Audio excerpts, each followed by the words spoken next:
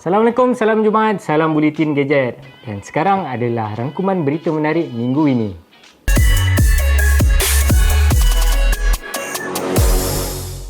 Pelanggan Astro lepas ni tak perlu risau saluran hilang bila hujan.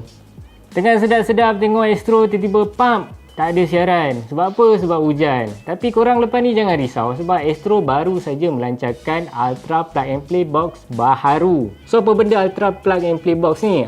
Dia menjanjikan pelanggan dapat menerima pengalaman tontonan tanpa gangguan, terutama sekali apabila hujan, seperti mana keluhan sebelum ini kerana saluran kini boleh ditonton tanpa menggunakan piring satelit. So Ultra Plug and Play Box ni dia ada menjanjikan 4 perkara, iaitu plug and play, tak ada pemasangan piring satelit, sambungan internet dan akses mudah ke Astro Go.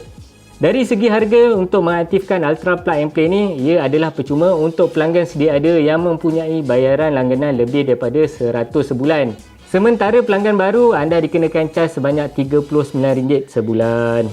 So, kepada pelanggan Astro dengan bekas pelanggan Astro, berminat tak dengan offer baru ni? Tiada lagi PES, kini jadi eFootball, permainan percuma untuk semua platform.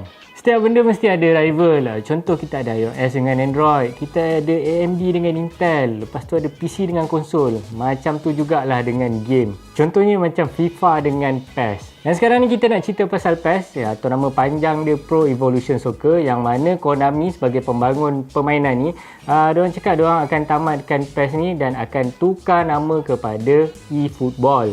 Apa yang menariknya, bukan setakat permainan ni dijenamakan semula, ia juga menawarkan permainan percuma, free to play, seperti mana permainan di telefon pintar maupun di komputer. Permainan ini dibangunkan menggunakan enjin Unreal Engine 4 dan akan dilancarkan sekitar September bermula dengan platform PS4, PS5, Xbox Series, Xbox One dan Steam.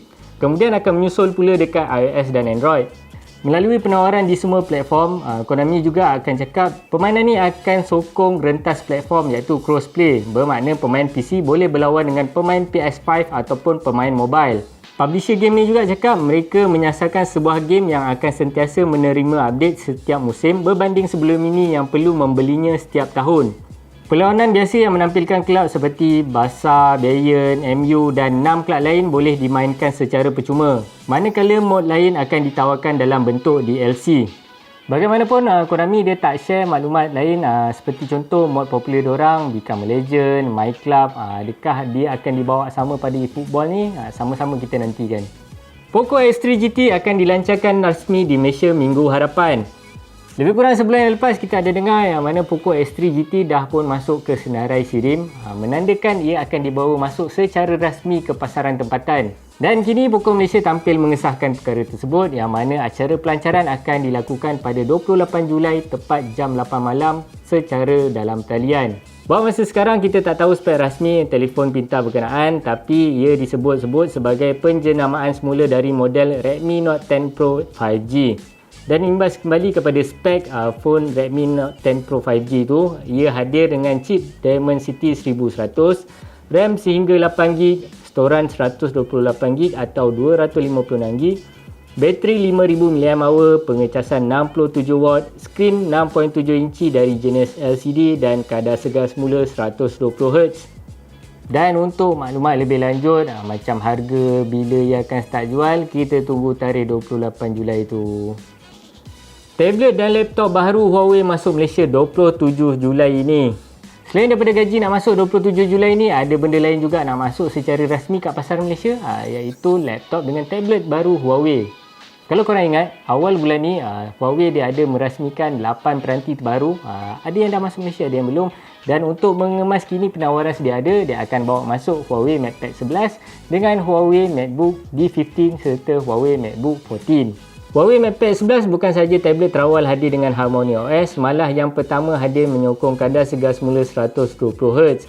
Ia turut diiringi dengan Huawei M Pencil generasi kedua untuk beri tambah baik lagi pada aplikasi nota, lukisan dan sebagainya.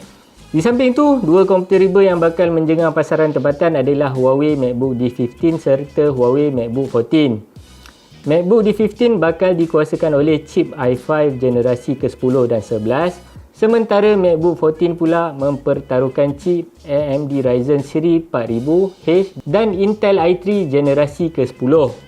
Macam biasa, untuk tahu harga, bila start jual, ada promosi ke, apa dapat gift, kita tunggu tarikh 27 Julai ini. Tablet Xiaomi menerima pengesahan SIRIM akan dilancarkan tak lama lagi. Korang ingat tak bila kali terakhir Xiaomi dia lancarkan tablet untuk pasaran? Kalau kita turuti balik laporan lama, kali terakhir Xiaomi dia melancarkan tablet iaitu pada 2018, sekitar 3 tahun yang lepas melalui Mi Pad 4.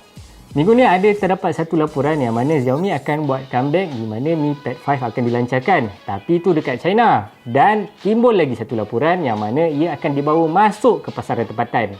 Ini adalah berdasarkan daripada laporan pengesahan SIRIM yang diterima Mi Pad 5 dengan nombor model 21051182G. Buat masa sekarang ni kita tak tahu apa spek yang akan dibawa pada Mi Pad 5, tapi berdasarkan khabar angin dia akan datang dengan dua varian iaitu Snapdragon 860 dan sebuah lagi Snapdragon 870. Selain tu dia punya skrin akan sokong 2K dan ada refresh rate 120Hz. Untuk maklumat lebih lanjut kita kena tunggu pengumuman rasmi daripada Xiaomi Malaysia.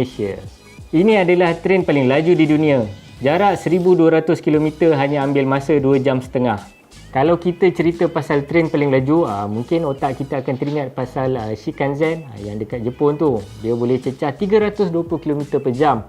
Tapi tu dekat Jepun. Dan ni dekat China pula, diorang dah bangunkan sebuah trend dengan teknologi maglev iaitu apungan magnetik, magnetic levitation yang mampu bergerak selaju 600 km per jam. Trend yang dibangunkan di wilayah pesisir Qingdao itu disebut sebagai kenderaan darat terpantas di dunia. Teknologi apungan magnetik sedia digunakan di China sejak 20 tahun yang lepas tetapi hanya dijalankan dalam skala kecil. Melalui daya elektromagnet, trend maglev terapung di atas landasan tanpa kontak antara badan dan rel. Dengan kelajuan sebegini rupa, perjalanan dari Beijing ke Shanghai dengan jarak lebih dari 1200 km hanya mengambil masa 2 jam setengah sahaja. Sebagai perbandingan, kapal terbang memerlukan sekitar 3 jam sementara rel berkelajuan tinggi pula pada tempoh 5 jam setengah untuk jarak yang sama. Tren ni boleh bawa sehingga 10 gerabak dan setiap daripada satunya mampu memuatkan sehingga 100 orang penumpang dalam satu-satu masa. Menurut jurutera yang bangunkan tren maglev ni, tren ni mampu kurangkan pencemaran bunyi dan kos belaan dia lebih rendah berbanding tren berkelajuan tinggi sedia ada. Laju weh. Sekian saja Bulletin Gadget untuk minggu ini. Kalau korang nak lebih informasi tentang dunia teknologi, gadget, laptop, phone, korang boleh pergi ke website wiser.my. Dan sehingga kita bertemu lagi pada minggu hadapan. Assalamualaikum.